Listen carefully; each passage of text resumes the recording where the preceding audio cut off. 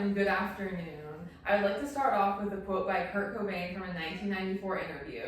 I'd rather be hated for who I am than loved for who I'm not. My name is Emily Nakamura, and I'm here to tell you a little bit about myself today. Let me start off by saying I was born in Melbourne, Florida in 1998. I lived there for about 4 years until my family moved us to Port Orange, where I grew up. My parents separated in 2009, and my brother and I stayed with our mom, who did her best to support us as a now single parent. I graduated from Spruce Creek High School in 2016 and went to college for about a year before I realized that I was not in the right place in my life to go to school. In 2019, I moved back home with my grandparents and worked for a few years to save up money. And then in December of 2020, I moved back to Melbourne to live with my now wife, Sophia. I also worked retail while I lived there until I enrolled at EFSC. When I was living in Melbourne, I started professionally reading tarot at a metaphysical store in Cocoa Beach. Tarot became a huge interest of mine in 2019 and has helped me navigate some rough times in my life.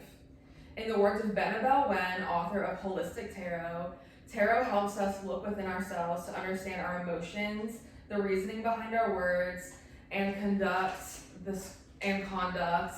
and the source of our conflicts. Long before tarot, I was interested in poetry. I've been writing my entire life. Even before I knew how to write, I was writing. What I mean by that is I would create picture books that told a story before I knew how to read. Another one of my interests is music. My mom was once a professional singer and pianist, so growing up, our house was filled with song. This fostered my love of music from an early age. I have played piano for a few years, but have always been passionate about music, especially older music. My favorite decade would have to be 90s music. My first favorite band was Nirvana, which I discovered when I was 13 years old. Almost a year ago now, my wife and I moved to Jacksonville, which is why I now do school online. We love living here as there's lots of good food and concerts to attend. I'm now a full-time student and on track to graduate with my AA at the end of the semester, as long as, fingers crossed, I can pass my math class. After graduation, I plan to stay in school and work towards my bachelor's degree. I have plans to major in graphic design because I am passionate about art and want to follow what I am passionate about. I am not sure what school I will attend yet because we have plans to move again in the fall, but I'm confident I will make the right decision whenever the time comes.